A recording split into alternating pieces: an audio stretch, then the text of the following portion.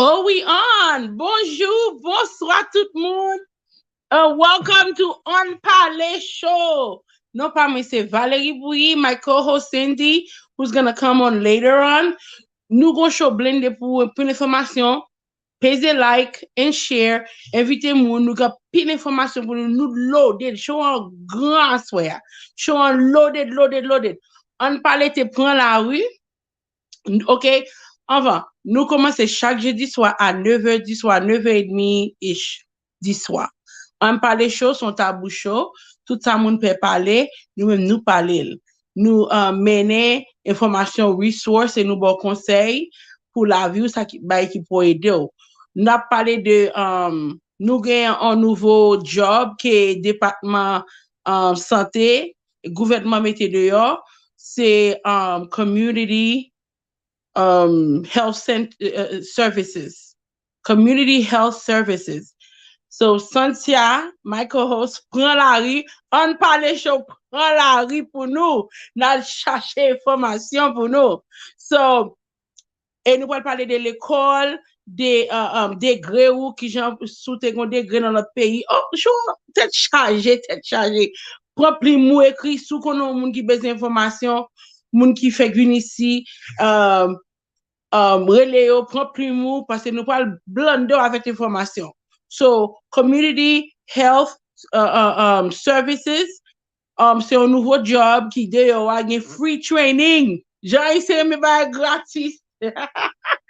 So, on parle sorti dans le studio, et Santia nous prend la rue pour nous, Santia cherche information pour nous, nous parle Santia vient avec nous plus tard, mais non l'autre seconde là, mais Kounia là, nous voyons une vidéo pour vous, parce que Radio Fraternité pas non jouette, on parle chaud, prend la rue pour nous avoir des informations pour nous, yo. Est-ce que vous comprenez, moun nous yo? So, not PDG pour jouer vidéo pour peuple prêter attention, il y a en anglais, mais c'est un nouveau job, un nouveau career opportunity, les gratis ti chéri, moi mais gratis, même. So, nous portons information pour on parle choter prend la rue, nous prend la rue pour nous, nous chercher, fouiller pour nous porter baou. On nous suivre cette vidéo ça ensemble. I'll be back. Bye-bye. It's me, your girl, Cindy Jean from Unparlé on Radio Fraternité, bringing you excellent people from our community doing excellent things. And I'm just bringing you the knowledge. That's it. I'm just the tunnel that brings the messages through. Okay. I'm here today with Rashawn Hughes from the Health Education Center right here in Norwich, Connecticut. Hello, Rashawn. Hi, Cindy. Thank you for having me on. Thank you. Appreciate that. Thank you very much for taking the time out your day to be here with us and to explain to us what is it that you guys do here at the Health Education Center. That's my first question out the box is what is it that you guys do at the Health Education Center? Yeah, so what we do here at the Health Education Center is we provide different types of trainings. We provide training as far as like CPR, AED, suicide prevention program. We also have a community health worker program, which I guess we'll talk about more later. We offer different trainings to like community members as well as community service providers. We try to instill education in community service providers that they will be more culturally aware of the people that they serve. So that's what we basically do. Oh, that's nice. I like the part where you say that you really focus on the cultural awareness because you have different cultures and different communities and how they respond to people are different, you know, how receptive they are. So having that awareness is very, very important, especially in a growing community like Norwich or New London County, Connecticut, you know. Of course. A lot of the community members, when they go off to seek services, they're going to people that don't necessarily look like them, that don't necessarily have the same culture as them. So it's important for the people that's giving these services to be culturally aware of the people that's coming into their organizations. Yes. My next question for you is, how did you get involved as a community health worker in, you know, that public health space? Well, my journey was a long journey. I started off in the mental health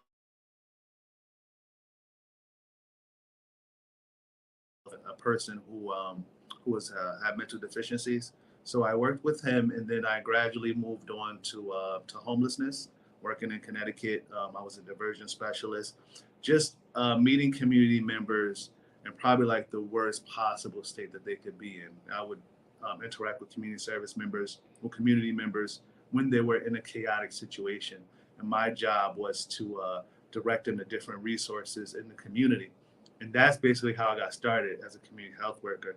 You know, you assess people that you come in contact with, and you determine what kind of resources that they need based on that conversation that you have with them. So that's basically how I started, and then I started working with veterans, and then I got introduced to the community health worker class, which was definitely transformative. It changed my life, and it made me be more passionate about servicing community members from a cultural lens. Nice. I like that. So you come a long way in doing some of the tough work that people try to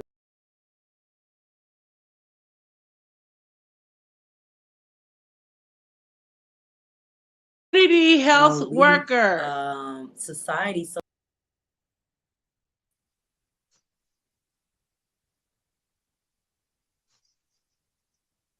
There you have it. So, Radio Fraternité and On Parle Show, nous te pren la ri pou nou. Um, Semaine nan la, nou ta chache information pou nou. Basically, it's a new program that the government is giving free training on. Do we have? Are we gonna have more of the video? Gonna have more of the? Am I gonna have more of the video?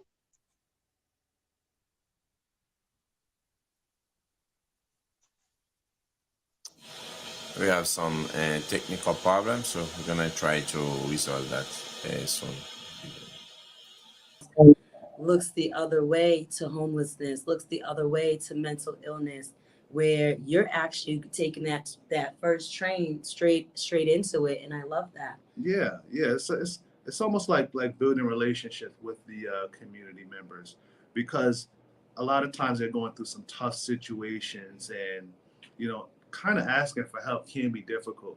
So what we try to do is we try to be that trusted source that people can come to, let us know what issues that they have, and direct them to the resources that they may need. And it's not only working with the people, you also have to work with, you also go into corporations, Yep. businesses. So it's really connecting the community wherever there is that split where these people feel like they might not be able to go into this establishment and get help because of their appearance, Yep. or they don't have the words to say I need help. Exactly. You're that go-to person, or community health workers is that go-to person that goes into those establishments and say, I need someone that needs clothes. I have someone that needs an apartment. I have someone that needs a bank account, and helping them set it up. Yeah, that's a great point, Cindy, because unfortunately, messages are not really heard unless it comes from the right person. So a lot of our community members don't know the right route to get the things that they need, or even if they try to go to the right place, their messages aren't received as positively if it weren't to come from like a CHW. So I'll give you an example. We had a mom who was having some mold issues in her house. She had just gave birth to a baby, so she was telling the landlord, listen, I need you guys to come get this mold out, and nobody did anything. All it took was for me to just give these people a call, say, listen, my name is Rashawn, I'm a CHW, I'm concerned about this mold. And they cleaned up the mold like the next day. Wow. So being that liaison, directing, connecting the community member to the community service provider, making that match is basically what we do. Oh, that's nice. I like that. I like that very much. Let me see. Who can be a community health worker? Pretty much anyone can be a community health worker.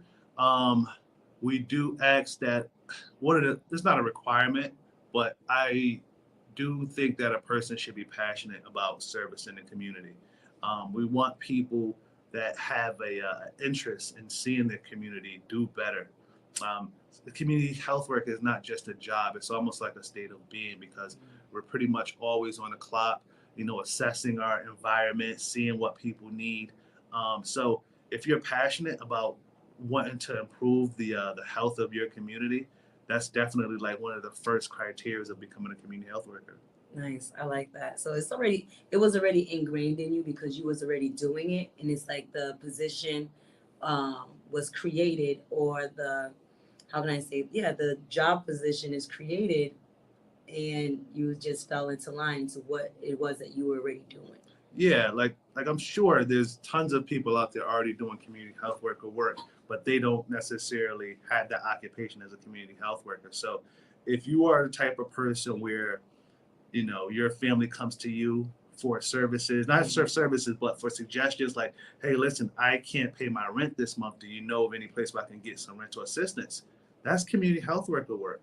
If you have somebody that has trouble getting their medicines or whatever, and you say, okay, I'm going to go to the store or to the pharmacy to get your medication, that's community health worker work. So if you do these things already, you are already doing community health worker work, but you just don't have the certification yet.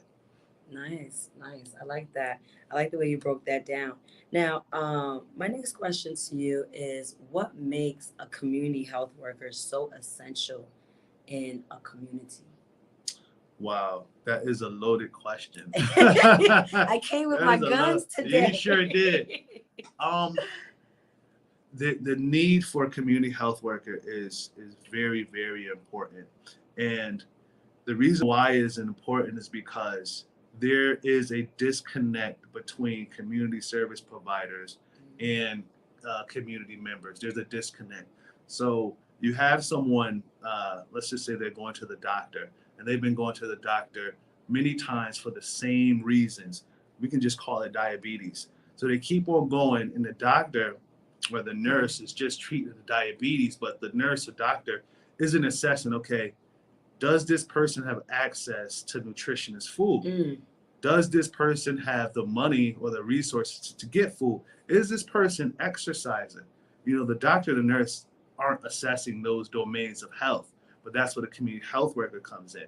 Because a community health worker can say, you don't have a lot of fruits and vegetables in your fridge, and nutrition is a great way to manage your diabetes. So let's look out in the community to see if we can find any fresh grocers markets or any farmers markets or something like that where you can get these type of things.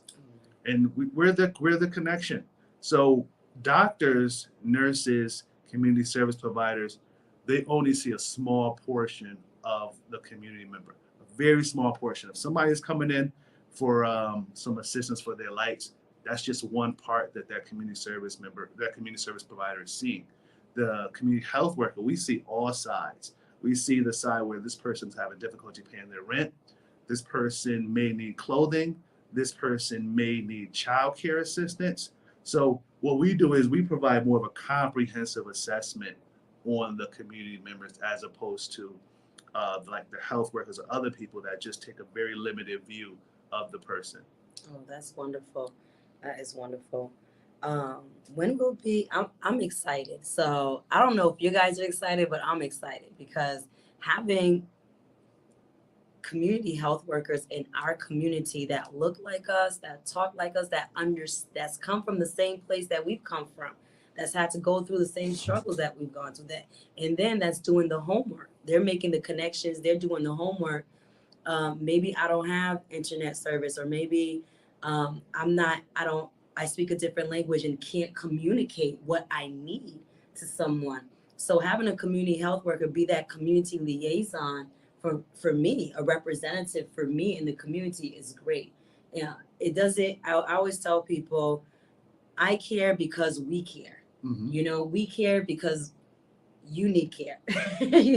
That's my motto. Sure. That's my motto out there. And having something like the community health worker is something that's long, long overdue. Mm-hmm. Really, just to connect the pieces, because the doctor's doing the doctor's work. He can't do everything else. He can't ask all those other questions. The nurse has to do the nursing work. She can't ask all those questions. The social worker has to do social work at the hospital or at her little domain. Yeah. Everybody has their own scope of work that they have to pertain to, and they can't go outside that scope of work, even if Exactly. they want to. So having that community health worker allows these people to say, okay, I have someone here that's in need. The doctor, the nurse can make a phone call to their local community health worker organization and say, hey, I have someone here that I believe is in need. We keep helping them with their diabetes, we're doing the medicine part, the internal medicine part, but there's something else here That's right. that we don't know about. That's right. So, you're not just empowering, I think, the people in the community, but this right here is empowering our organizations, our healthcare organizations, our service organizations, that helping them reach out to people and say, hey, we're here. Yep. There's a lot of funding that I know, and locally we have TVCCA that provides services to the community at large. And some people don't know that they exist. Exactly. Some people don't know how to even, or are afraid to even go there and ask, or doesn't have the language to ask for services or for help. We have the food kitchen here that does more than just supply food. They have they help people that are not only for food but for clothing. They help people fill out applications, job applications over there if you're looking for someone. So it's like everybody's doing their piece within their scope, but how can we connect it all? And this is how we connect it all with community health workers. Yeah, you said a great point, because all the resources that you just named, how many people think that the doctor would know that type of stuff? Would the doctor know where the soup kitchens are? Would the doctor know where to get close for an interview? Would a doctor know where the farmers markets are at what time? No, the doctor wouldn't know any of that stuff. So that's why the community health worker, we're knowledgeable about the community, not just the community, but we're knowledgeable about the people in the community. So we can recognize signs. We're sensitive to signs more so than the doctor or the nurse or anybody else that's provided community service work. We're sensitive to these things. So, like, I can talk to somebody, especially it's like somebody from my community. I can assess them, and I can see things that a doctor or a nurse or somebody else in the service industry may not see. And that's why it's important for us to have community members. So, like you, Cindy, I'm sure that you can recognize signs in the Haitian community, and you can direct people to those resources, as opposed to somebody that has no type of connection to the Haitian community. Yes, definitely. It's a two-way road. It's not just, I have the people that need the services, but it's also having that credential to walk into certain places and say, hey, I'm a certified community health worker working here in the state of Connecticut, and I represent the Haitian community. Yeah. So it's a two-way road. It's not easy just saying, hey, I need help for this person, or I need help for that person. It's really collaborating together with other community health workers, taking the training, having that support. CHW has an association here in Connecticut that's growing. I believe the head of the CHW association nationwide is from Connecticut. I forget her name right now. Millie? No, she's like the director, the nationwide director, and she's from Hartford. Desiree something, I forget her name right now. I wasn't planning to talk about her, but so I didn't put my nose there.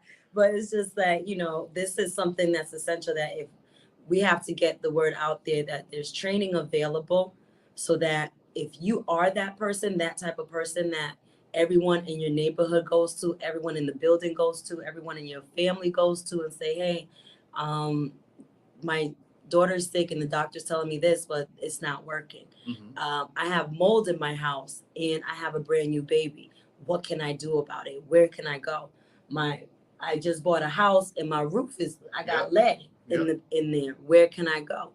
So these are all things that specific people in different organizations would not be able to piece together, but a community health worker could say, okay, this child is sick because of the mold, and the mold is here because the landlord can't afford to get this done. So the community health worker is putting all those pieces together. It's helping the landlord get a grant from the city to get the work fixed, getting that baby outside the house that has the mold into a different place in the meantime, and making sure that mama got the medicine. And it's like we're taking care of all those little pieces. And it's nobody, and it's like this was long overdue. Yeah. Yeah. And Absolutely. I'm so happy that we have this opportunity to get educated as community health workers here in Norwich at the Health Education Center that does a multiple of other things too. You know, this is not the only place that you get trained at. There's actually 3 places in Connecticut that you can get trained at, but this is one of that I favor. So Yeah, my favorite. this is one that I favor. It's local and, like you said, it's culturally based, where they want to get into the community, different cultural communities, and say, how can I help you? What is it that you need for us to build our resources around that? Exactly. You know, so Yeah. that's powerful. My next question is, I'm talking about these trainings and things. When are the next course? When's the next course coming up? All right, so the next course will be coming in the fall. We have a course right now that I think you're currently in. Yes. And following that, we try to align our classes up with the school schedule. So it's probably going to be like late August. I don't have a specific date right now, but I'll let Cindy know so she can post it on the platforms. But it'll definitely be in the fall, and I'll be running that class. Oh, perfect. That is great. That is great. Now, how can people go about registering for courses here at the Health Education Center? All right, so what you can do is go on to the Health Education website. Just type in Health Education Center in Norwich. You go onto our website. We have a tab that says training. You hit on that training, and you'll see community health work, and there you can register. But I do want to inform the people that the training does cost money, but there is funding that will potentially pay for all of the course costs.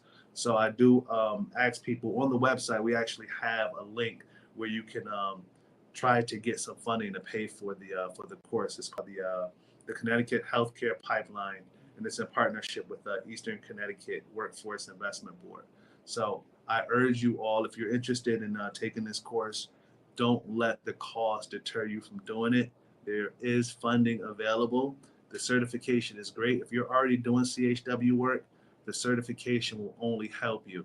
So when you go into these places and you're advocating for your family members, for your friends, for your clients, if you go in there as just a person, that's fine.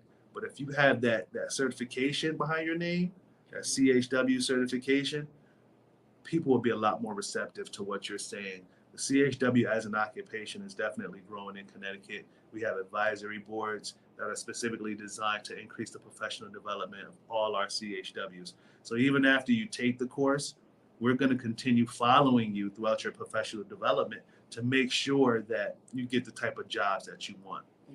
Nice. I like that. I really like that. So there's a lot of opportunities. I had Googled last week, community health worker, because I was a little bit concerned that there might not be no job options. And there were, it was ridiculous. The local hospitals, the insurance companies are looking for, I think, Connecticut Community Health Network, which is an insurance company here in Connecticut. They're looking to hire 25 people. They just put something out, a blast out that they need 25 community health workers that they're going to train, that they will certify, and things like that. They have locally here in Norwich, Generations, United Family Services, so UCFS, United Community Family Services. I forgot the C. So it's like it's definitely a growing market for it anywhere that you're at in the state of Connecticut. And then I started looking other places like Texas and Massachusetts, and I'm like, I said, okay, this is a growing trend. Like this is real deal, where I think it's being pushed because it's needed. Yeah. Especially at a time like this. Yeah. Especially after we had that COVID. Where everybody's getting services at home, everybody's staying home. People are scared to go out into the community. And then there was a time that shut down. You don't know what's open, what's closed. Yeah. What's still available and what's not available. So it's like people are coming out of this caveman mentality, where it's like we're shut in. nothing's open outside. We can't go out there. So the places that we used to go to get services, they're not open. They're not taking visitors. We have to go online. And then people are like, how do I go online? I don't have a computer. Yeah. I can't go to the library because the library's closed. You know, I'm scared to get sick at the libraries or something like that in a public space. So it's like, you know, while we reopen, it's really, really important for us to bring more community health workers into the community, especially whatever community that you live in, wherever you're at. People need help. Yeah. You know, so Absolutely. going out there and being that brave soul, I always look at it like you're a soldier in the army, you know? So it's like you got to go full speed ahead and really lead the way for other people to help build up your community and not see your community suffer or go That's down. right. You know, it's like we are the change makers. I think Gandhi says, be the change that you want to see in this world. Yeah. And that's what a community worker is. They are the change that they want to see in their communities. If I don't like that my community, my street's dirty, I know where to go. I know who to call, but somebody else doesn't know who to call. Yeah. Especially if you're not from that community, you wouldn't know who to call. I think it's important for us to talk about community health worker, and what distinguishes a community health worker from everybody else is we look at mental and physical health. Like some people are just designated to either the physical or the mental, but we take a look at both. So we take a look at, is this person eating the correct foods? Is this person getting the mental health services that they need? We assess all that, as opposed to other people that just, okay, I'm just going to service what you're here for. So if you come in here for some cash assistance, that's the type of support you're going to get from me. It's like a one-off, you know. But with us, we have a conversation with the person. We build a relationship with the person. And in that relationship building, we are able to determine everything that this person may need.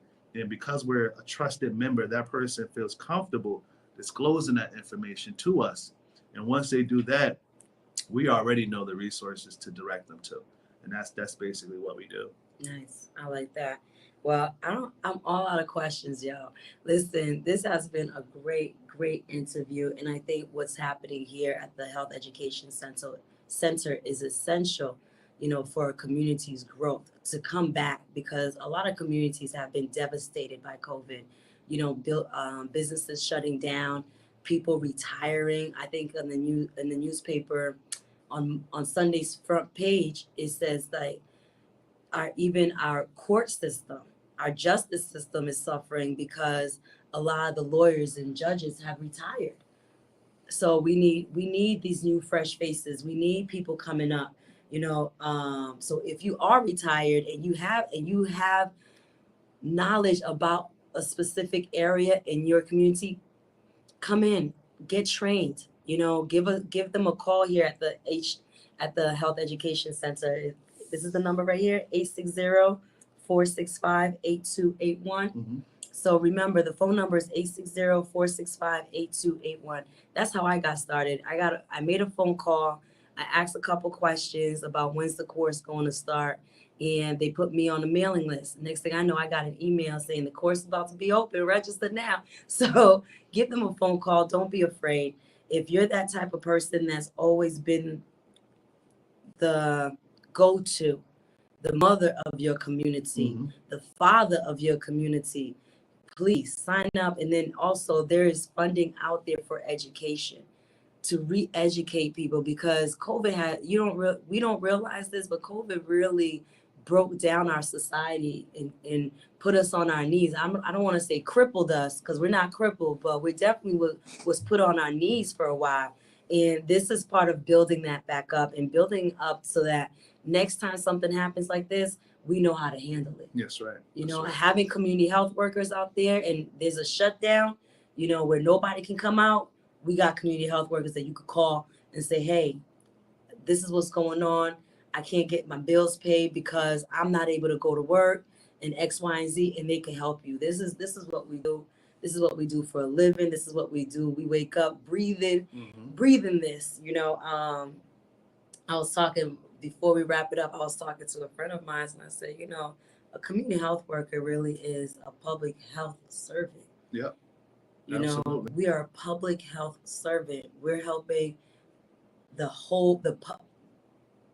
it's encompassing of the Absolutely. whole community. It's not just one piece, like Rashawn said. It's not just mental health or your physical health or financial health or spiritual health. It's encompassing. It's Yeah. like, okay, we're looking at the whole big picture. You know, we're looking at what the trends are in the community, what's going on at large with our youth between the ages of 18 and 24, what's going on at large with seniors, you know, between the age of 75 and 95. You know, so we're looking at it in a shifting piece. As it shifts, we shift with it. That's you know, right. so I think this is definitely a great thing that you guys are doing here, providing people with the knowledge, the skills that they need, and the reinforcements are there. The association is there, the board of directors is That's right. there, the continuous training is there. If you never heard of community health worker, I say if you're retired, if you are looking for employment, get the training. There's definitely employment there. Be that resource. Even if you're not looking for employment and you still want to stay retired, the training doesn't hurt. Yep. You know, and having that underneath your belt so that when you walk into a place and say, hey, I'm their community health worker, I'm the community health worker representing this person, you get there's people treat people differently. That's right. That's right. I was at the hospital with a client of mine yesterday, that an older lady that had a slip and fall at home, and part of my job is to actually go to the hospital with them to represent, to help them communicate and things, because as you know, sometimes when you get older in age, you loss of hearing, Yeah.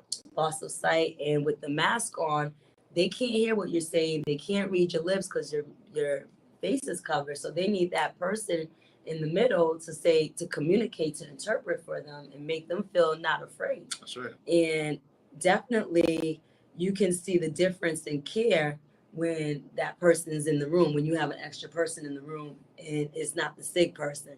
You're like, yeah, we're here to watch what's going on. That's right. Sometimes you really need that support, because if you don't have that support, you know, the people will assume things about you and probably treat you a certain way, as opposed to if you have a community health worker there that can advocate for you and tell the person, okay, this is what this person is saying, this is what this person needs. Mm-hmm. Yep. So definitely the number here is 860-465-8281. 860-465-8281. And let me just say this, that we would love to have diverse CHWs. Our CHWs are representative of the communities that we serve. So if we only have a certain group of CHWs, it's not reflective of the community. We need CHWs from all parts of Connecticut: Hartford, Norwich, New London, Putnam, those places that we don't necessarily go to all the time. We want CHWs from all of these regions, because each CHW is a trusted member of their community. So if we all get together, you can imagine the information that we can share with each other, the ability to troubleshoot difficult cases, you know, just pooling our resources together, right? So if I have a client, if I'm from Hartford and I have a client that's moving to Norwich, right? I can say, listen, I want you to talk to Cindy. If you need some help, Cindy's going to help you out, because we have that connection. So not only are we community health workers, but we also have a community within the community of health workers. Yeah.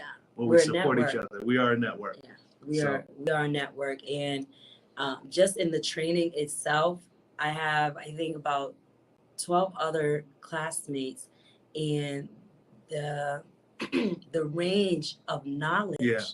You know, you have people that work in mental health. You have Yeah. people that work with physical disabled. You have nutritionists in there. And it's just like, wow. I know. It's like it's crazy, like the amount of knowledge that's just in that room. Just in that one group. And yeah, because everybody has different experiences. When I talk to Cindy about benefits and insurance, it's like she's speaking calculus to me, because I don't know any of that stuff, you know? So, but I'm learning from her, because we learn from each other, because her experience is different from mine. And I'm sure I can tell her some things that she probably doesn't know.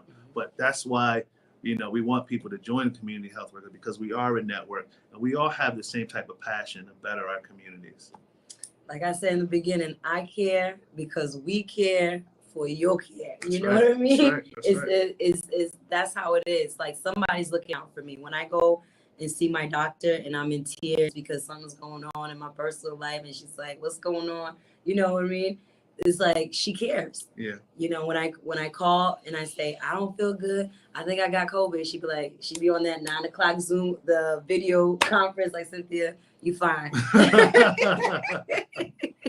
You know, so but it's because she cares. Where, you know, having that person with you in the room with you when you go in. I had a person recently that they thought they had cancer. They went to a biopsy and it was like, I don't want to go in there by myself. Yeah. I don't want to go by myself. I don't want to hear this news. Yeah. You know, no matter what it is, I just don't want to do it by myself. And just having that person just come into the room, be a silent fly in the wall. That's it. You know, part of our training is that we're listeners. Yeah. We listen. Yeah. You know, we pick up on stuff. We like that private investigator that's just in here listening and listen to what you want to do. We don't impose. One thing I like is that community health workers don't impose their own beliefs on other people. We're here to listen to what you want, and we try to deliver on what you need. Exactly. You know, so I love it. I love it. So if you are in the community, in the Haitian community, the Spanish community, Caucasian community, Chinese, Mandarin community, we want you to be part of the network, because that also educates us. That's where right. If I might be in Norwich and I'm the only community health worker in Norwich, and I have a Mandarin speaking family. If I have another CHW that speaks Mandarin, guess what? Yeah. What is it about the culture that I need to know? That's right. You know, the children might be able to talk to me, but I want to be able to talk to the parents too. Mm-hmm. Oh, it's all right. Overheated it. Okay. Let's not come back on. So it's okay. We done broke the fuse because we're too hot in here. We talking too much. This conversation's too good. All the lights just went out. So, but anyways, it's essential to have. And you know, if you need some help, we're talking about educating people and making the connections. But there's people that's going to be listening that might be in need of help. You might be needing a CHW and want to get in contact with a CHW. CHW has an association. Yeah. We have an association, and if they contact the school, will they be able to get connected with a CHW? What school? Right here. Yeah. If you contact the Health Education Center, we can connect you to a CHW. We will have a conversation with you.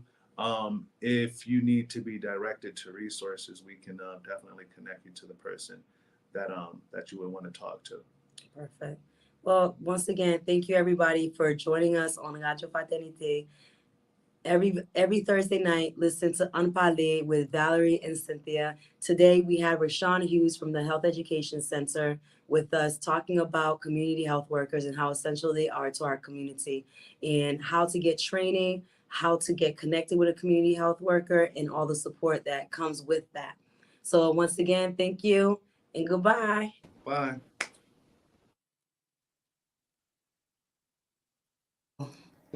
Hello. Hey, Hey. on parle chaud. Mes amis, on parle chaud, prend la rue pour nous. N'a cherché information pour te bail. Cindy dit qu'on sort loup là, madame. Rete, ou mes communauté haïtienne en pile. Moi-même, Mbaka kite se ou même celle qui journaliste dans le programme, non vite. C'est pour monter action journaliste too. So let's go. we was out in the community today, doing exactly that, bringing the Haitian community valuable information from the community at large, giving them places to go, things to do, to really help us be a part of this new society that we find ourselves in.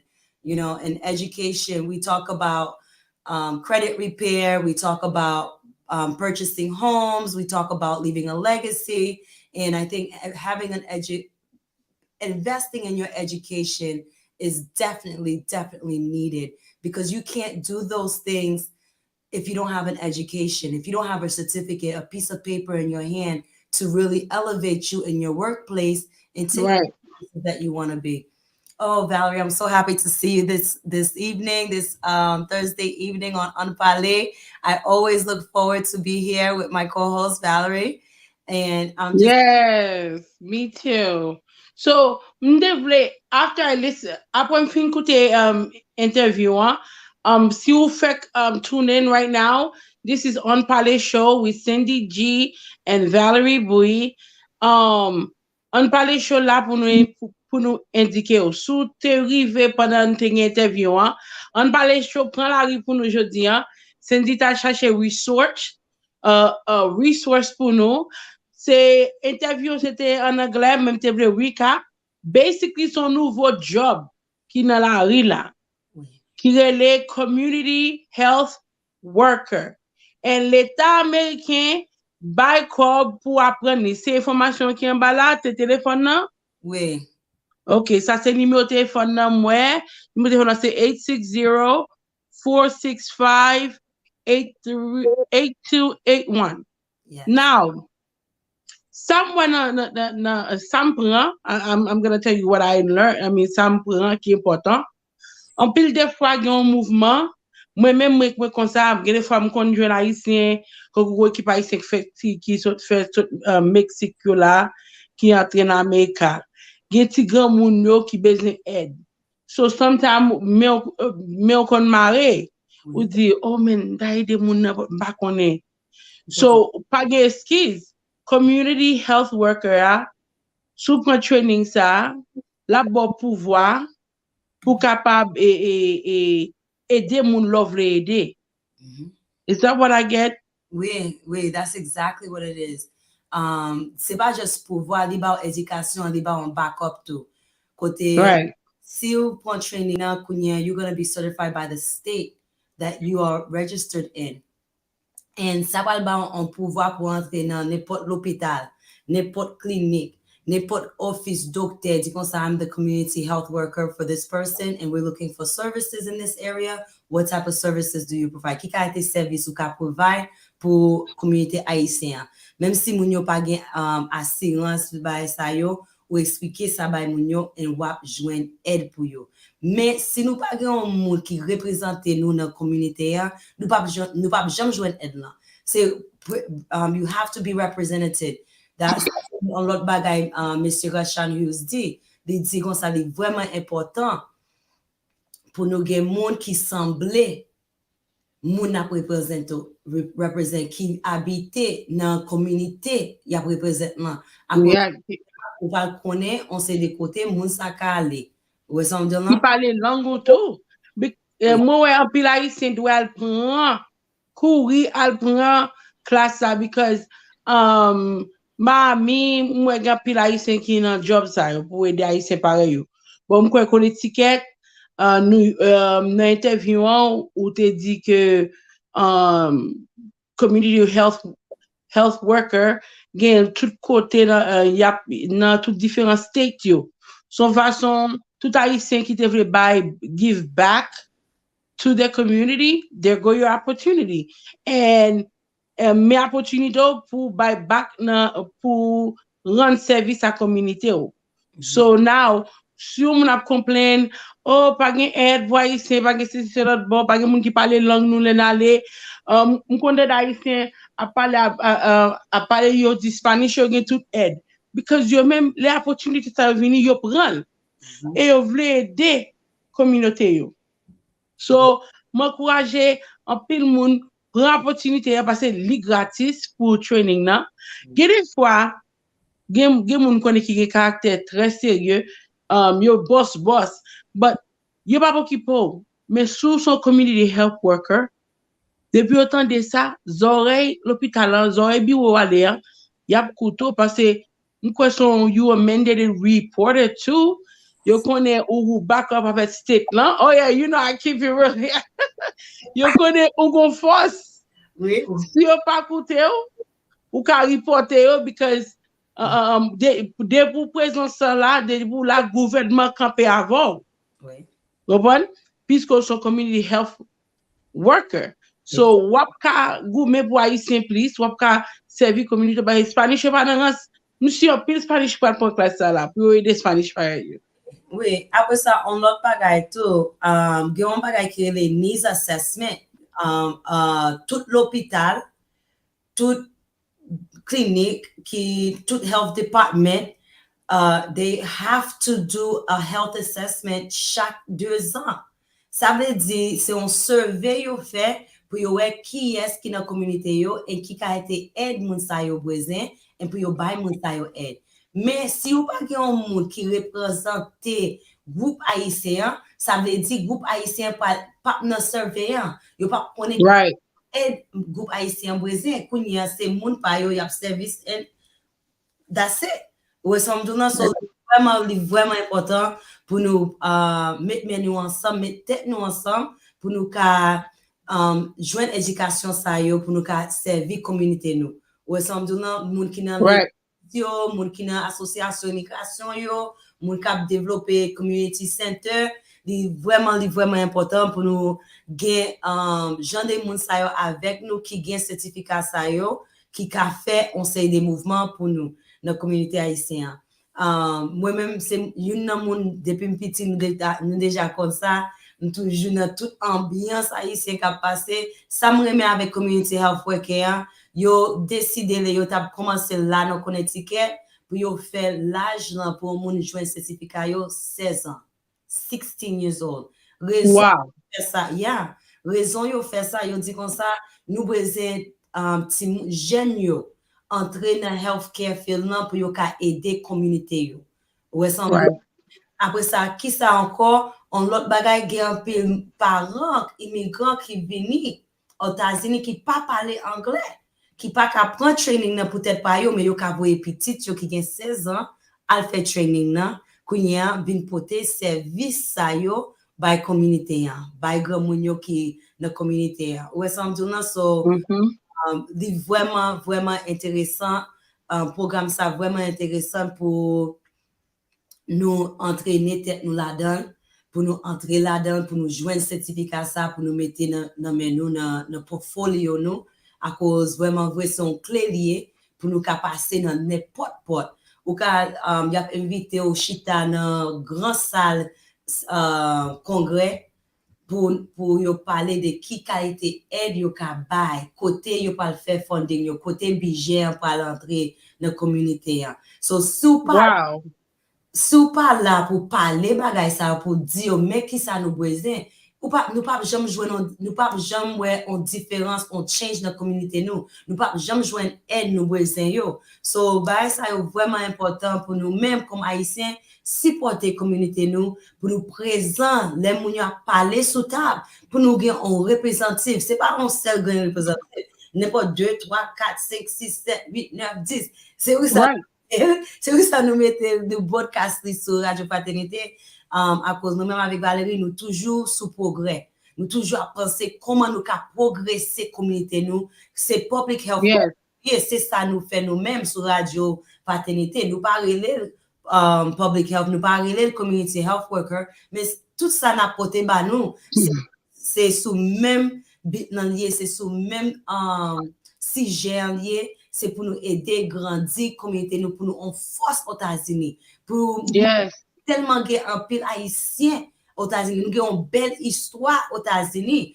Là chita autant des premiers monde qui fondé Chicago c'est un haïtien, de Savannah Georgia c'est groupe haïtien, moun qui aide yo dans on sait de la guerre c'est groupe haïtien. Independence, in New Orleans, Mississippi, So tout bagay ça yo important kounya nous besoin en place sous table là, c'est ça n'a cherché jodi en place sous table et pour nous gagner en place sous table c'est pour nous join training yo, join the association, be part of the network, be part of the conversation. You know, c'est pour nous faire partie avec conversation, nous pas qu'à quitter l'autre monde à faire décision pour communauté pas nous encore. Ouais, ça me dit c'est nous-mêmes qui pour là pour nous faire décision pour communauté pas nous. So sous di yon moun, sous di ki apren moun ki gen 16 ans, qui veut dire moun n'a pas même besoin de high school diploma, right? Besoin high school diploma. Ou pas besoin ça pour prendre training ça. And then moi tout moun ki HHA, CNA, CNA, LPN yo, RN, même l'autre un docteur, ou sous prend, sous son CNA, sous prend community health worker ça. Mkwe boswa boyon an sap vin for lou nan compagnie ça. Yes. Boswa bon ti comme please. Yes. So, qui réellement bon, que dans moment ça nous tout besoin l'argent. Quelque ça ba qui pour bon plus valeur dans compagnie, li réellement bon. Et grand pile moun connaît grand pile mesdames qui aiment pursuing their education, but knowledge ça, training ça, li free. So, moi, ouais, en pile l'église, chaque l'église haïtien, t'as supposé gon moun qui soutient l'église yo kal prend training ça, to bring it back to your church. So, pour nous pas manquer, là, y a bay PI, là, y a PI de, les gen cob, food pantry, what come in, tout bagay ça dans l'église. Health day, de pour l'église gen community health worker, wap ka participer dans tout PI qui est en Amérique, tout ça qu'on ticket pour le bail. Et dans l'autre state yo tout, de vous chercher Google community health worker, wap joindre ni. Y a by training et puis il y a assurance compagnie, m'entendez en anglais dans interview hein. Il y a puis l'assurance compagnie qui a cherché moun qui community health worker. Exactly. Avant là yo sot voye association sot voye un email bon moi et là on fait classement yo ou pas juste fait classement comme ça yo lag yo dans la rien ou je fais classement and then you ba on membership as in the association kunya na association na yo ba plus training de ko souvle plus concentré sur diabetes, pain management, souvle concentré sur Medicare, Medicaid insurance, ba ça yo ba plus training. Après ça tout yo sot voye un email bon moi m'poko même fin graduer yo gen ta voye email bon moi m'joine un email blast qui en assurance compagnie Connecticut k'ap chercher 25 moun. Wow. Moun dans Connecticut pour you hire to work from home. Ou pas même parler dans bureau, you're gonna work in your community and canvas your community. Ouais, ou pas travailler la caillou, yo présent pour la caillou pour travailler dans la communauté, pour aller frapper porte voisinage, pour prendre nom, pour aider yo, sign them up for insurance, n'importe l'autre service yo ka besoin dans la communauté pour aider yo. Et bien c'est dans point ça nous yé. That is wonderful. Yes. That would work for maman, moun ki gen ti moun ki pa ka party, ki gen ti bébé ki ta mérité la kayo. Because we know like no semaine fwedi like when my kids was younger, m'da men gen qualité job sa. Kote m'pa beze pou ti moun mene yo nan fwedi yan. So et puis m'sure que qualité once you become a community health worker, si tu as touché $10, $15. No, minimum now pour community health worker commencer à $20. Oui, let's go. Ça c'est PPT comme moi ouais avec certificat. OK. Ça c'est PPT comme moi ouais avec ça full package bénéfice. On sait des belles bagailles qu'a fait boy c'est pour community health worker et plus community health worker nous gagne qui fait partie avec association comme ça pral grandir à cause du parle valeur nous. Ouais sans doute. Yes. Plus mon gagne they're gonna see the value.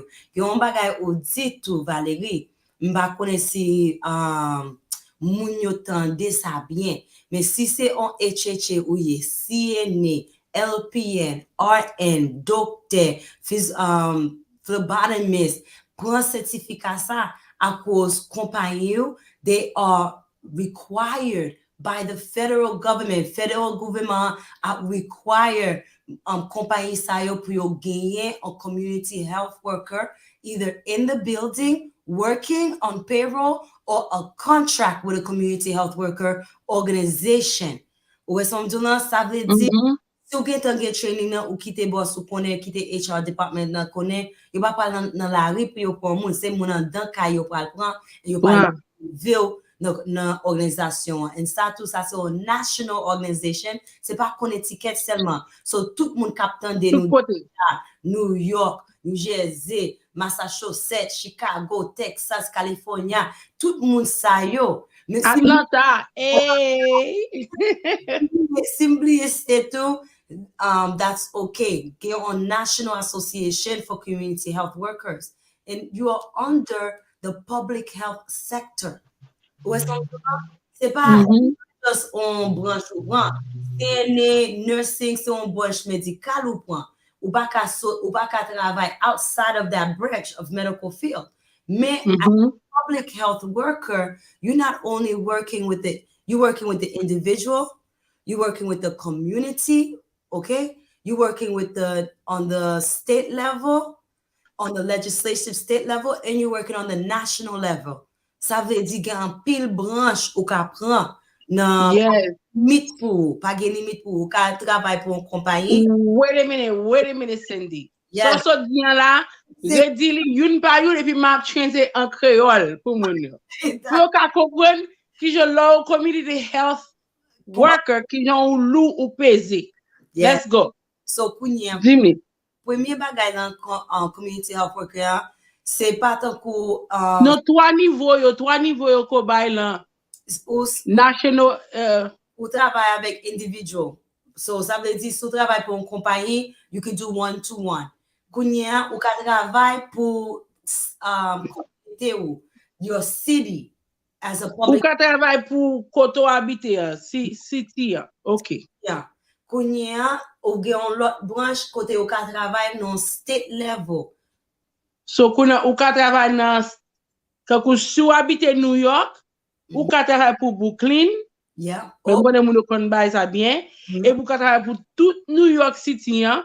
Pour ka travaille dans Queens, Bronx, upstate New York, Manhattan, OK? Et puis on national level tout ou ka et puis national tout 52 combien état nous gagne encore 50 yeah, you got it right. 52 but they added Hawaii. There was a new state, no? Puerto Rico. Puerto Rico's not a state. They didn't agree. Oh, they didn't do it. Okay, so, well 52. I knew I was listening in high school, but 52 state là ou ka couvrir qui veut dire que sous gain de pour une licence qu'importe les qu'on ouvre move ou ka travailler dans qu'importe côté ouvre. We just register ou dire hey, I'm over here, I move now. Yes, because let's go. What fait partie d'une association, une national association. Bon bagay. Oui, et c'est pas une association ça loue en pile plus research moins fait, yo fait partie avec CDC. CDC m'a demandé à faire training pour community health worker. Ou sont on level lié qui sorti dans gouvernement qui dit comme ça, gouvernement fédéral dit comme ça, nous besoin gens de moun sa yo de yo à cause que on disconnect avec l'hôpital yo, on disconnect avec service moun yo besoin joindre yo et nous besoin et après ça encore yo besoin connaître copie pour aller. Le yo buy grant tout bagay sa yo, le yo buy funding, you always make sure the people that's supposed to be receiving the funding is getting the funding. And the way you do that is with a community health worker. I get it. I think I just got it. I just tap into it. Listen, I'm out here, So, attendez. Gyo kip moun qui toujours complain. OK? Là, c'est opportunité pour faire travail ou parce que ku gen religion tout. I understand what they're doing. Community health worker qui veut dire si moun témoin Jéhovah, Adventiste, catholique, vaudouiste, I don't care qui religion yé. Because gan pile moun nan ki rive, li Adventiste, gen de se ba li pas besoin, mais pas ka exprimer, le moun fait salve. Vous comprenez?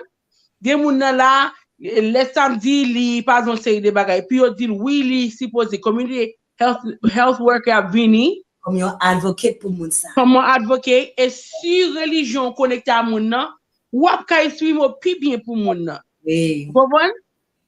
I get it actuellement pendant le fin avec interviewant m'relé depuis c'est pasteur gagné dans Norwich qui haïtien pour yo joindre training dans l'église yo for CPR and AED. Ça veut dire si ou a non mission, si ou gen yon activité qu'a fait l'église, on moun fait un heart attack, or moun up choking on something, you have 5 people that's trained inside of your church to support them until the ambulance come. So ya mette Wow. this is a training. Ou connaît CPR, AED, c'est bagay $500, $200. Ça Oui. kote wale. Ya by training nan, yo jwen un grant pour yo éduquer moun yo, et yo dit comme ça, moun sa mte avec li, Mr. Roshan, il dit comme ça, communauté haïtienne nou pa gen an ken aide. Yo, Wow. tant la fait ça, li pa jam jwen an ken aide pour ka aider communauté haïtienne, li pa jwen an route pour l'entrer, li tellement content, li jwen moi à cause ça, c'est route pa li pour ka entrer dans communauté haïtienne, pour ba yo on say des services. So moun yo là, yo prêt pour nous pour yo ba nous service, mais c'est nous-mêmes qui pas connaît des informations yo, qui pas éduqué dans information yo, qui pas ka al recevoir service yo. Jodi an là, m'gete faire rendez-vous pour next week pour n'importe 4 l'église haïtienne pour yo joindre training dans CPR and AED. Wow. So mwen konen gapi moun Georgia ki kon login parce que c'est la mienne m'voye link la bayo. M'a cherché information pour Georgia, m'a posté li kene nan ke pot lo show, m'a vin bay téléphone. Et nous konen m'a cherché information New York, everywhere, Miami. Mwen Miami is packed. Mon Miami pas nan jouet. M'te fon ti ko d'habiter Miami, côté moi pile haïtien, a parler créole, lui a pédé. Even but I think they should look into that and be community health worker.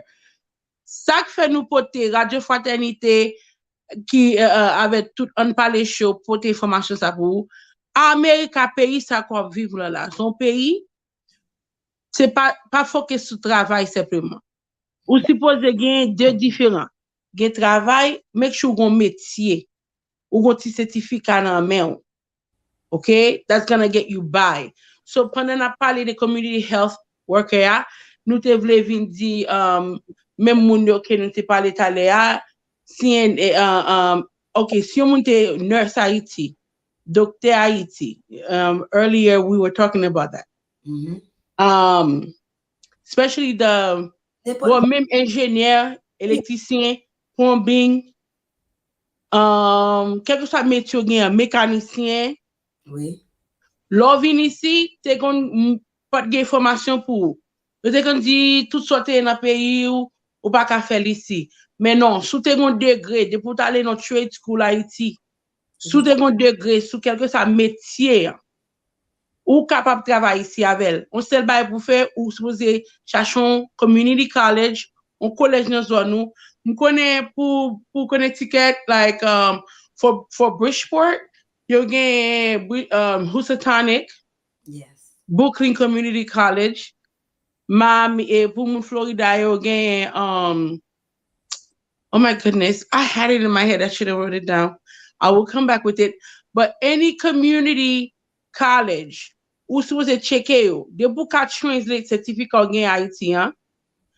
La piti Louisi, ou gen yo bucket training et pour ou study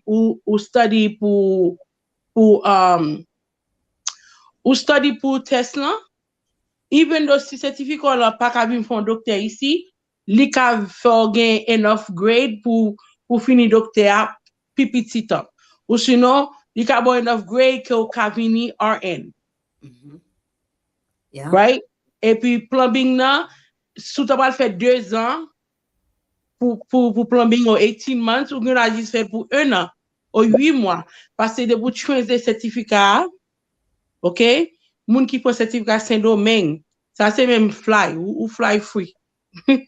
Yo réellement respecter certificat ça yo. So nous voulons en parler chaud, voulons encourager nous pour nous les nous vinn America, it's not just working. Spécialement sou vinn en bas âge, quand vous vinn en 20 30 nous yo. Ou capable sou te getan gen métier Haïti, pas quitter moun zou que ou pas capable Miami Dodge College. That's the college. Ou capable venir ici si tu comparer de pour film prend anglais, mon ko pile moun prend 1 an 2 ans anglais et puis sous te gen certificat ou film prend ESL. Is not what the English as a second language.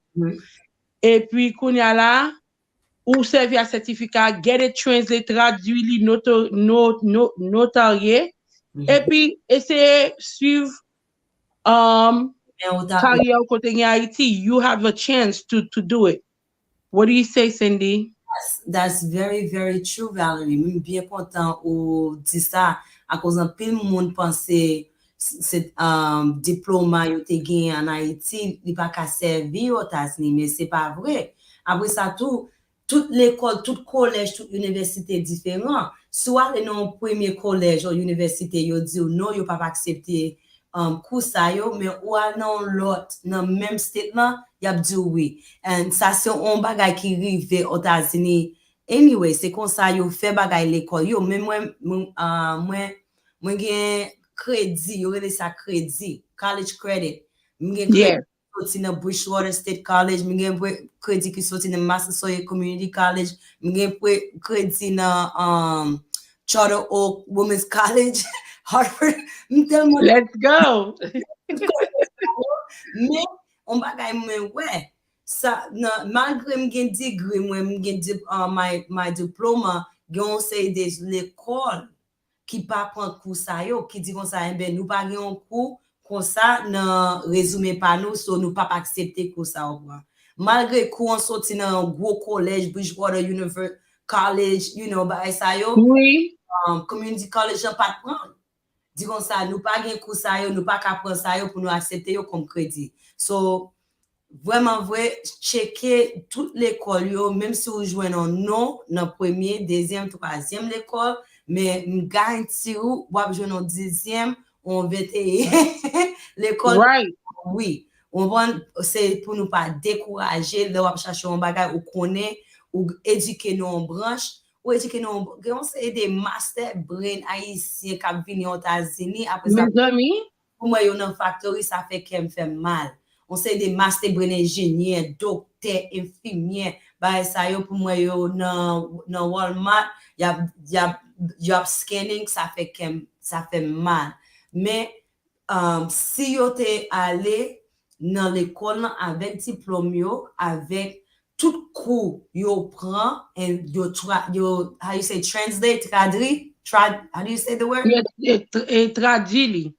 Thank you. M'a essayé m'a cracher sur microphone là. Je traduis cherche un côté qui certify pour traduire et puis dès pour fin traduire et puis parce que leur traduire y a tout notarié pour OK si avocat ici yo même là où vini si sou pas ka vinn avocat ici on a fait paralegal ou fait paralegal ou fait comme crédit à compter because you know the law and then spécialement ou parler créole parce que je pense que parce que parler créole pas important moun yo besoin nous yo besoin moun qui parle l'autre langue de vous parler l'autre langue qu'on a pouvoir chercher apprendre anglais ou prendre ESL ou and then one last thing Cindy moun yo pas connaître the importance of online school ou kal dans collège sur internet sou pas gen temps pour aller dans collège en dedans juste make sure l'op soit un collège qui gen bon renommé online hein? Pas vrai Cindy qui gen bon comment dire say the word Cindy Review. Bon renommé hein Review online yeah good review no credential oui que credential bon grand pile moun successful qui sorti là-dedans al garder testimonial et puis checker pour combien moun you know qui si gen compagnie qui a cherché moun qui sorti dans l'école ça ou fait research you et puis kounya là you know what I'm not saying it you know I'm bad you know but c'est vraiment important get online training too I was again moun dans communauté haïtien qui paie computer yo dit yo pas connaît rien après ça yo pas moyen y a dit oh m'pa connaît rien dans computer pour qu'on pas dans computer c'est moyen pour moyen computer ou pas computer moi-même te peli tout me fait tic tic tic mais chercher un pour chita avec ou montrer ou faire fort pour qu'on ait à cause toute bagaille c'est sur ordinateur qu'on y a même rendez-vous Right. c'est sur computer lié ou ça me non Like I went to high school here. You tap when me tap in high school, but mblieli. So yeah what I did, yes, it's easy to forget that. By sa o se ko kulo o moun ki jwe guitar ou sino music. By sa o que di engra ou sino something. There's a word for it. Kaku de pou pa mayen souvent ou oublier. Se oui ko ko instrument. oui après ça But en l'autre bagage but computer but what I did, wait a minute, what I did, my little library, my local library, gen pil local library ki by class Excel, mpren li, the premier semaine, de semaine, mais oh, it came back. So in local library, you buy it for free.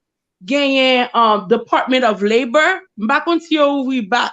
oui yo Department of Labor, koto we lo pe di job ou, while they unemployment you. You buy a pill typing class for free. Yeah. And then, knowledge is power. yes and you about So investe nan tetou pou sa, male nan Department of Labor, yo toujou gen, yo moutem Excel, tout bagay. Koum komanse nan class nan, I went through all of it, but koum komanse nan class nan, everything came back. So I'm sure sou pat konan yen mem, lap, lap bon pou ko gonti, ou familiarize ou avel. Et même YouTube, by typing class, et ou ka apprendre typing en français, presque tout ça besoin faire. Si c'est anglais, qu'on pas entendre bien, ou ka faire en français. Nous connaissons pile haïtien qui te vivent Mexique, l'autre différents côtés. You provide a pile training en Spanish. Use what you got. yes on va me dit tout Valérie on point ou faire c'est sous pas gain expérience dans computer si ça fait longtemps ou pas servi avec computer ou senti des étrangers pour mais computer toujours a changé même computer nous t'a servi nous t'es dans high school nous t'es dans collège dans 1997 yo ba ça yo c'est AOL dial-up kounya tout bagay c'est Google ou pas songer bagay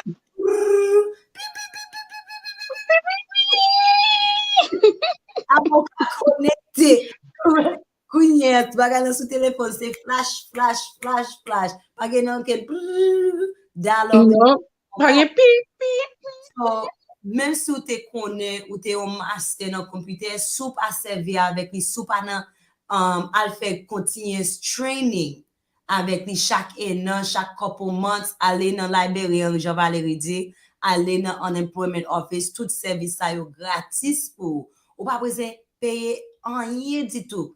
Ou est-ce ça c'est ça qui est belle aux États-Unis, on c'est des côtés où ka aller ou servir avec service. Ou est-ce qui parle bien.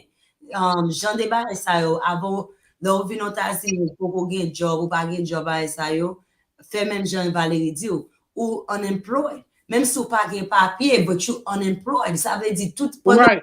papier ou tout service ça yo free pour à l'école à l'apprendre et Jean Valérie dit servir avec ça gain langue ou parler c'est là dedans y a pédo ou something Right. and en pile training qui online yo gen un programme konya qui a changé pour tout computer tout ordinateur dans langue maman avec papa. Google Translate. C'est pas juste Google Translate, non, il changer tout donc le programme là, l'a changé tout website là, genre ouais nous sur Facebook mais c'est Facebook français. Tout moyo qui Wow. français. Ou qu'on ouais moun kon mette on joue dans ces bagages à cause m'gen c'est des amis internationaux sur Facebook moi kounya les yo écrit en Dutch ou yo écrit en Swiss bagay ça yo en français c'est Dutch Swiss ou Portuguese. Hungarian bagay ça yo les yo écrit dans langue maman papa yo gen on façon dans Facebook même qui bon opportunité pour me translate li dans anglais. Ou some do nan Okay. Mm-hmm.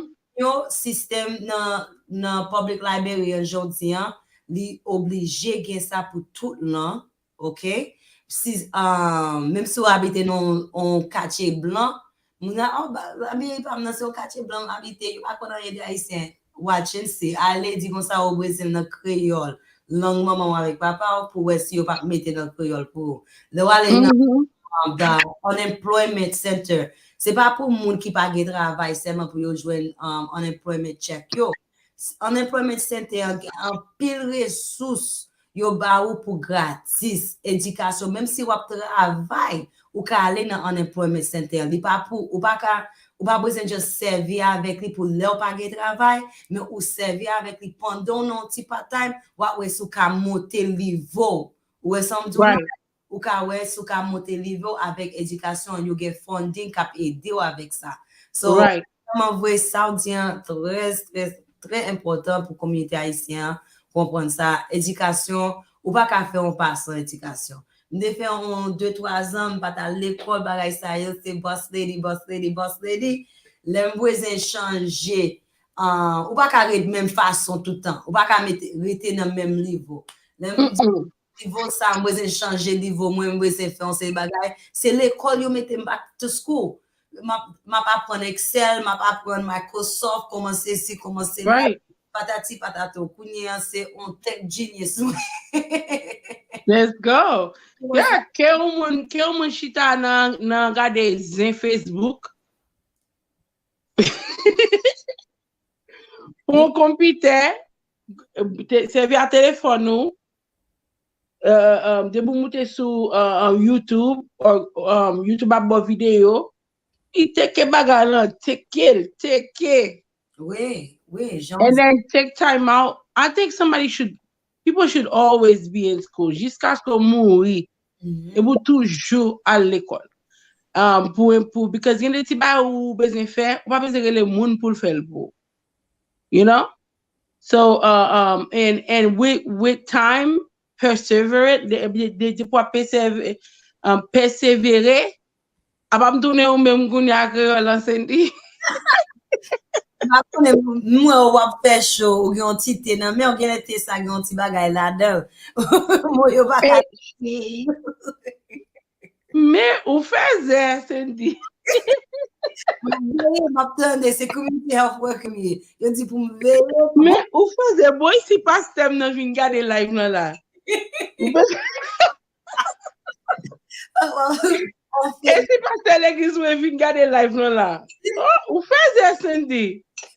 Ou pas go ki la se telye, Cindy. Mes amis, ou talon fait ou mette m'chita l'église là. Eh? m connais on parle plusieurs langues m connais on en spanish on en français on en anglais on en créole ou pas ka di créole langue maman avec papa ou nan bouche ça veut dire on l'autre bagage Ou connaît m'parle plus créole les mariés avec haïtien des m'bagay haïtien bon côté m'parent pas bon côté créole et puis ati moun yo anglais nous parler Cynthia ou de sujet community health worker mais c'est on parle ouais c'est boîte pour mais ouvrir OK nous pas bagay pour ici mais c'est vrai l'air a avancé sur nous faire une belle show à soyan une recap interview avec Rashad Hughes from the Health Education Center in Norwich, Connecticut. Their phone number is on the screen, 860-465-8281. Their website is also on the screen, www.healtheducenter.org. Bambalian Creole, let me try. Parce let me try. 860 465 82 81. Yes. Let's go. You know, nous pas faire mon justice, non? You know what? Show ça son show pour nous recap là-dedans. Que soit next week, quelque chose, nous promet, we promise you. Nous avons l'autre show pour vous. Oh, it's history in the making. Pas parler bien, pas parler trop vite. So, but n'a vin avec l'autre numéro sous Miami, New York, ou tout à l'heure, mais community health worker. Cindy, I think that's your homework. Yo ka Google li? Oui, depuis yo Google, c'est ça m'te fait. Moi Google, te gen un monde qui t'a parlé avec moi qui dit qui toujours gen on sait des amis qui dans tout zin. On voit connait amis dit comme ça, gen un nouveau job quartier avec les community health worker ou pas chercher entrer là-dedans bagay ça yo gen avec les community health worker depuis année passée d'ap di bagay ça oui. Wow.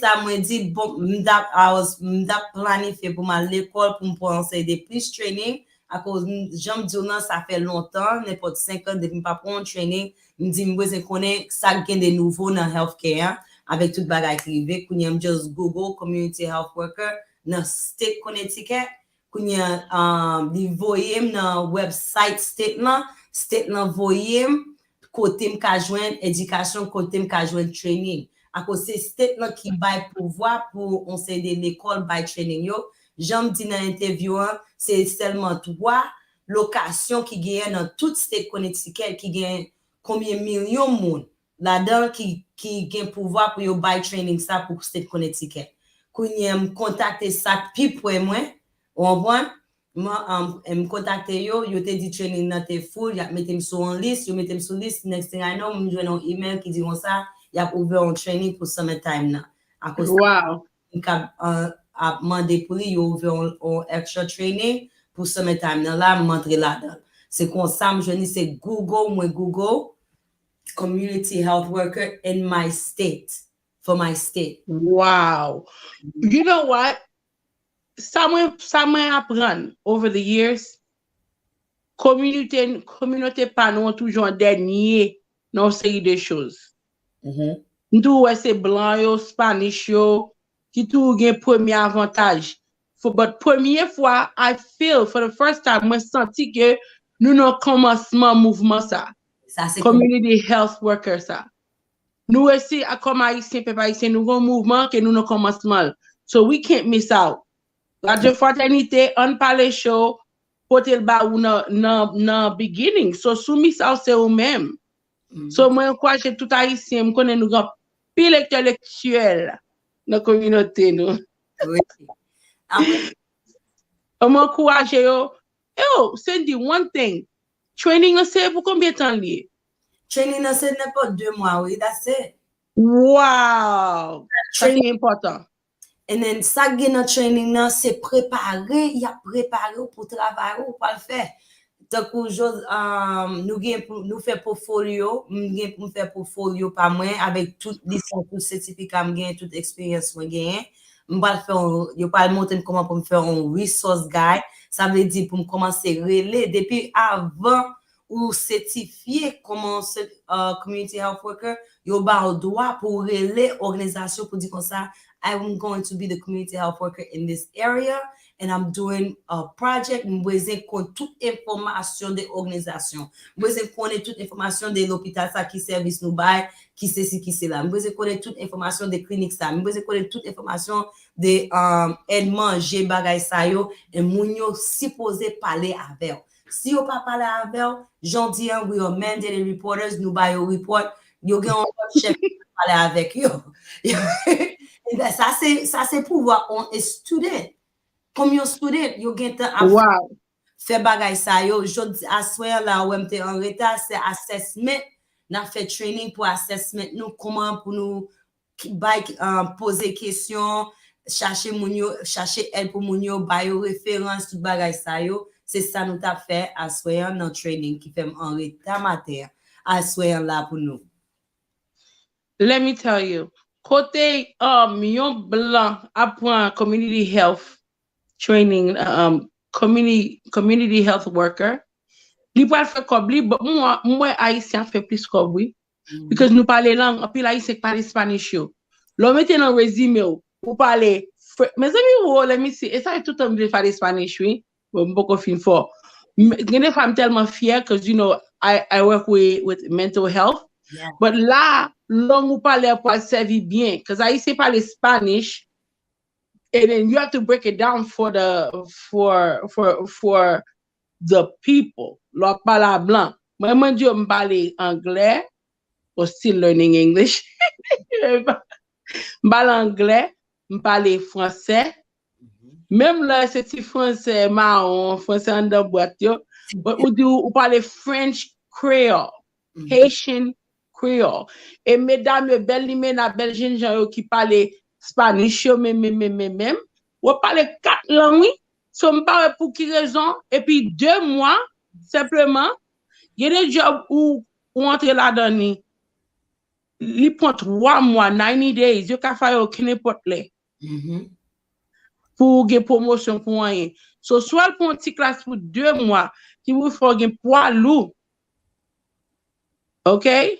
And then, m'ble di moun yo, Radio Fraternité and On Parle Show have nothing to gain with this. Nous pas ken profit ken ap gain de ça. Simplement, nous voulons bonne information, because nous voulons pour nous stop missing out. Nous pas pour haïtien miss out. C'est nous-mêmes qui pour connaître toute information dernière. Non. Cette fois-ci, nous dans front là. Nous dans commencement. Sometimes, il y a pile haïtien qui n'est pas ça. Bon, my head start going, like, let me tell you. Des fois, nous avons besoin de faire Haitian parade pour 18 mai. Si on va misère. Si nous avons 2-3 community health workers là. Non. Qui allait dans City Hall, nous dit nous besoin de Haitian flag day. Yo pas qu'à parler avec nous. Yo pas qu'à dire nous rien. Because nous mettre ensemble, mettre complot ensemble, nous disons ça que on Haitian flag day important, mais voilà ici nous gagne ni aider pour happiness ti grand moun yo, ni aider pour, you know, there's so much thing. Moi ba ça grand en pile. So m'encourager tout haïtien, tout monde qui déjà caring, sous qu'on a un bon cœur, ou caring, you're a giving person. M'kwa tout madame pasteur, ça supposé community health worker. Yes. Well, pour côté. So ti on bagay la, dans l'école là, m'pa gen une chance pour te passer tout training yo fait. Mais une autre training yo fait, m'vin avec conseil de bagay là avec moi assoyant. Yo fait un language proficiency assessment. Ça veut dire dans langue maman avec papa, on parle pour un examen, il y a un certificat qui dit qu'on ça certifié pour parler langue maman avec papa. Okay, so let's go. So si on haïtien dans côte là, ou capable arrêter ou translate et puis yo paye un bon petit cob. Hey.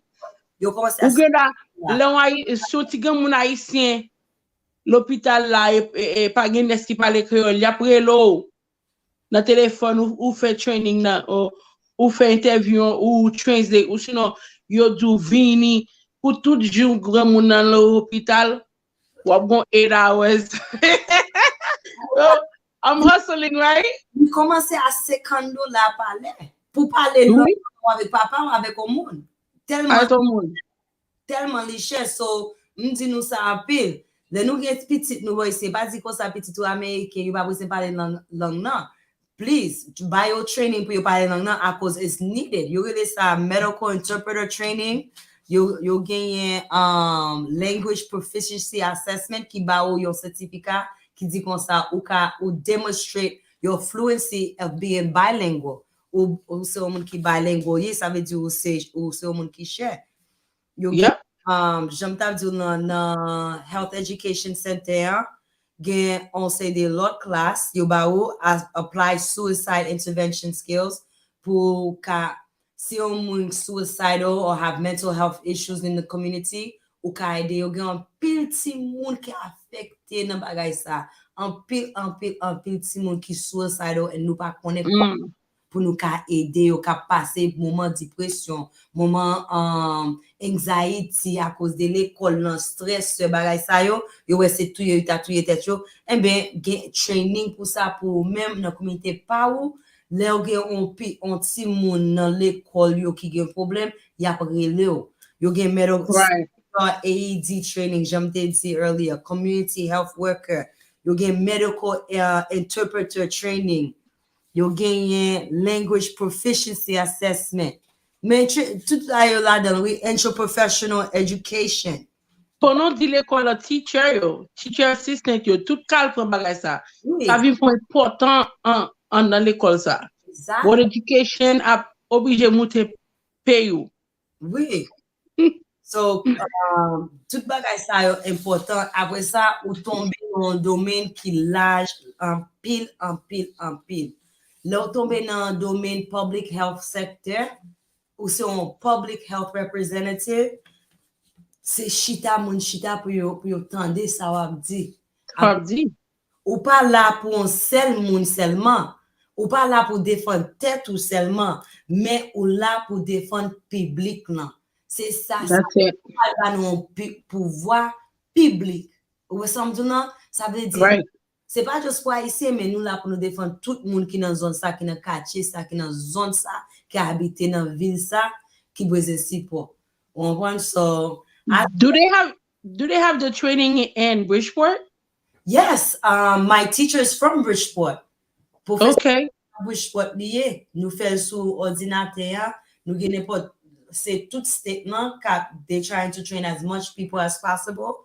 So the training is in Bridgeport, and then you're gonna get great support from the Bridgeport office trainer because she's right there. Awesome. So moun Bridgeport moi yo m'konnen text m'ta gan pile moun ki nan Bridgeport. Check it out. Community health worker. Cindy, votre me plein tellement bas information tête me fait mal. Les choses ça t'es superbe. I mean, super avancé. C'est pas faute radio fraternité. C'est pas faute parler show with Cindy G and Valerie. Okay? L'autre semaine, même show up. Oh my God, we're gonna make history next l'autre semaine. L'autre semaine, si Dieu veut, l'autre jeudi à 9h du soir, we're gonna bring a big, un gros tonton garçon dans la communauté nous qui a make history in the making, okay? M'pave bay non, m'vle nous vini, m'pave dire rien.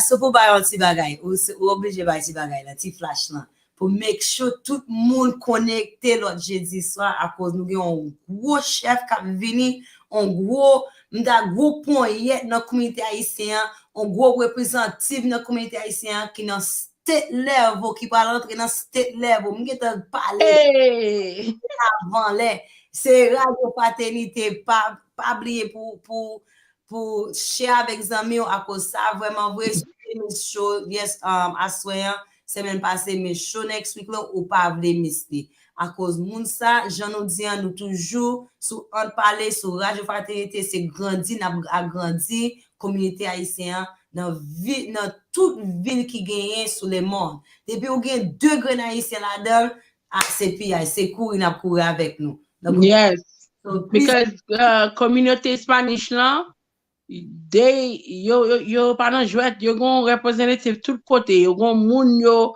dans tout office. Moun ça ne pas voyer li pour haïtien simplement, na voyer pour parce que son moun qui travaille en pile, c'est pasteur Pierre d'Haïti, li pour aller run for state representative. So même là pas dans Bridgeport ou m'sou gen famille, n'a partager mi c'est tout côté pour nous voyons haïtien pareil nous dans power nan et pouvoir dans America la li a legacy nous right et puis la Haitian pride nous because nous et Miami yo fait ça en pile li pour moun up north comment c'est fait li.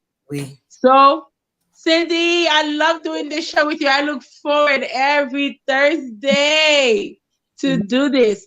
Sou a branché kounya, quelque soit l'on a branché, supportez-nous, seule façon pour supporter nous, c'est like and share, subscribe, like, subscribe and share, s'il vous plaît. Yes. So, dit Cindy. M'da bay un petit flash sous Saoudien des représentatifs dans Pierre d'Haïti qui t'a vini l'autre jeudi. Là, nous avons un monde qui présentait comme noir, qui présentait comme haïtien, c'est des côtés là, la mener communauté haïtienne. Gon c'est des côtés la chita pour gon c'est des conversations. Jonte ouais nous te maltraité sous frontière Mexique là en Texas. Ça pas qu'arriver si nous avons combien state representative, congressman qui haïtien. Ouais, ça me dit Right. raison ça arriver c'est à cause nous moun yo pas comprendre nous à cause nous pas gain représentation. OK? Nous pas gain représentation. Regardez comment gen dame state representative Florida, yo mette en chef conseil des bagailles pour haïtiens pour communauté haïtienne à cause c'est celle li même qui gagne voix. On mette en deuxième beau côté, on bal force, on bal l'autre haïtien qui dans gouvernement state, dans gouvernement fédéral, on bal yo force, on vote pour moun pa nous, pour nous même pour ces des humiliations, nous pas besoin prendre yo sous caméra, nous pas besoin prendre yo sous CNN encore. Mais on parler, c'est pas les n'a parler. C'est me connais show fini là, c'est pas les n'a parler mais c'est vérité n'a bail. Si nous pas pour moun sa yo si nous pas tendre ça moun sa yo présente qui ça moun sa yo vinn présenter pour nous nous même nous toujours perdu. Ouais, ça m'a dit non pas perdu encore pas t'es petit nous perdu encore à cause c'est aller nous même nous pour aller mais nous gain droit pour nous voter. Sou gain droit pour voter. Même si pas gain droit pour voter mais ou gain ou ka volunteer pour représenter ça yo. Pour mettre moi dehors, pour prendre flyer pour yo join party yo. You spoiling it. I love your power, girl. I love it. We're gonna save it for next week. Let's save it for next week. Nous besoin préparer moun yo pour grandir communauté yo. À cause ça, Radio Fraternité, pas gen rance la donne, pas gen jouet la donne. Nous vinn là n'a parler tout ça pas de parler yo qui fait tout ça nous t'es perdu yo pendant 200 years yo nous là sur Radio Fraternité pour nous nous pas perdu encore no the community encore no way community health worker mbezenge you know what connect Stanford or Georgia. I need to bring the information you the okay worker in Georgia. Atlanta, Norcross, nous besoin gagner Miami, Plum Bay, nous besoin gagner moun sa tout côté New Jersey, Massachusetts pour nous gagner même sans community health worker qui haïtien. Là, we're going to hold it down Washington DC, Philly tout côté qui haïtien pour nous aller prendre course à Google, mettez dans Google nous community health worker. Tout côté où yé dans America, dans tout 52 states, na ya by training na, moi suis appeal training ça up for free. Mande nous pour aller na prendre téléphone nous kounya, taper community health worker Google li. Et moun ki nan kole ticket yo sendi gen téléphone pour nous qui 860-465-8281. 860 465 82 81.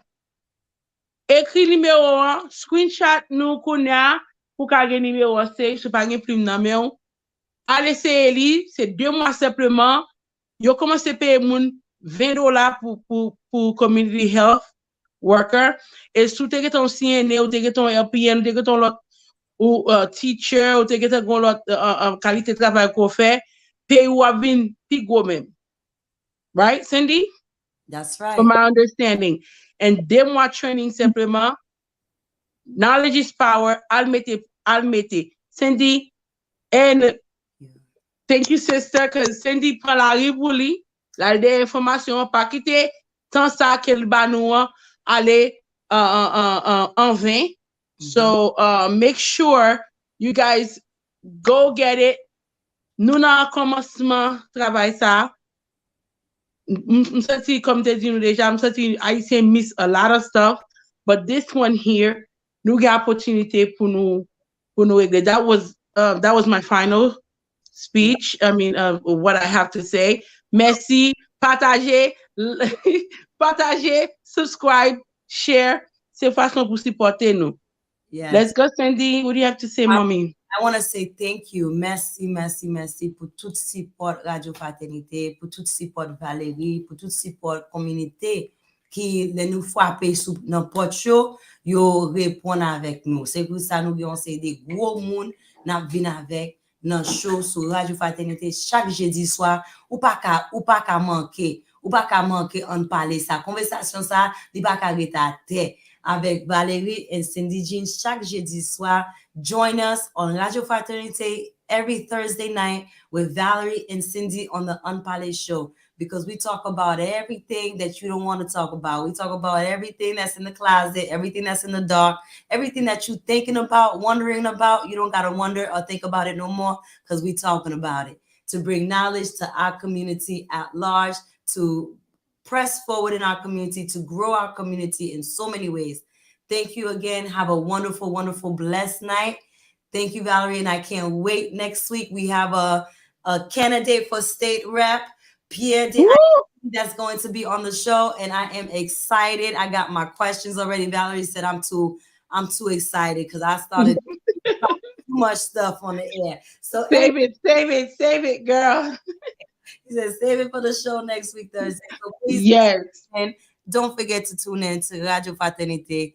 We are 24/7. You want to hear Valerie and Cindy Jean on Thursday nights? Log in. You got it here, girl. Can we get some music, DJ? I need the applaud button.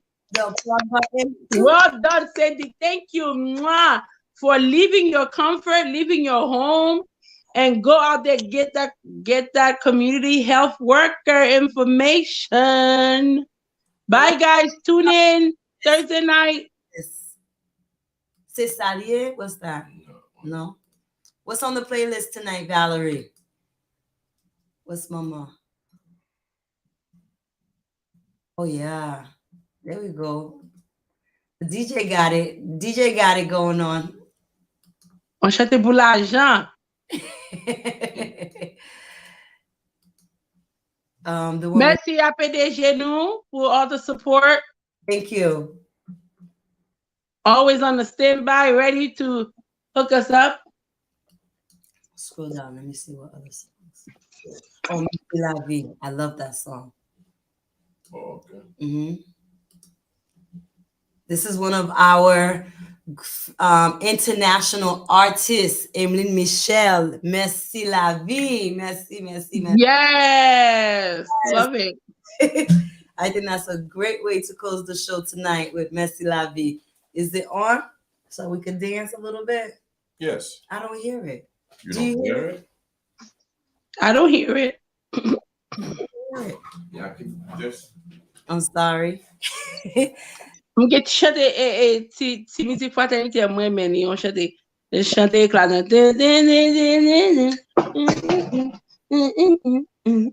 Hey! Oh. Nothing did that, Lawi. I lost my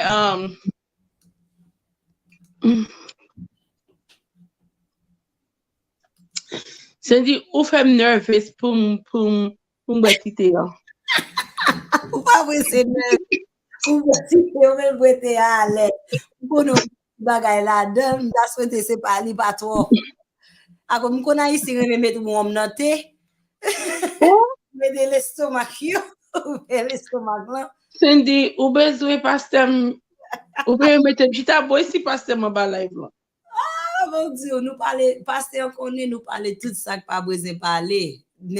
On dit qu'on ça son petit divin rouge dans terre à cause m'kwe chaque premier dimanche gon petit sacrement qui fait ou juste commencer premier dimanche avant là. About that. Mais même m'bral pour community health worker moi. Pour de green gym, pour kem qui nan mi tan comme qui va jamais au cœur main. Merci pour même qui caresse tout mon amour mener envie. Cheers everybody. Maman zombie Merci Cindy, merci fraternité. Un jour moi ri, un jour crier, mon salarié m'a déployé. Gagne raison pour m'ta plaindre, mais plutôt m'compter tout ça m'gagne. Des fois m'tem décangolé, mais l'aime tomber toujours levé. Tout des pieds moi qui porte moi côté tout sous l'eau a coulé. Merci pour voir me capable. Ça non moins pas casseré. Oreille moins qui qu'attendait. Yo frère qui besoin parler le problème yo vle botel. Merci pour moun qui pas juger. Bon moi l'amour là yo croisé. Toujours vini pour yon bravo. Là l'homme petit adresse moi l'homme a prié. Un jour moi ri, un jour crier. Mon ça la vie m'a déployé. Quelle raison pour m'appeler? Cindy. Pour compter tout ça m'gagne. Des fois m'tem décringolé, mais l'homme tombe toujours levé. Sous des pieds moi qui porte moi côté tout sous l'eau a coulé.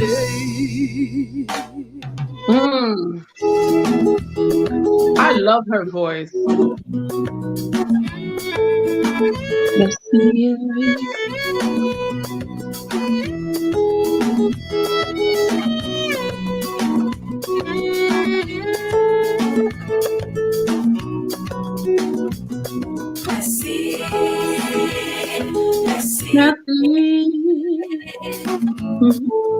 Merci la vie. Merci. Hey. Merci. Merci Cindy. Merci Radio Fraternité. Merci la vie. Oh. Merci la vie. Hey.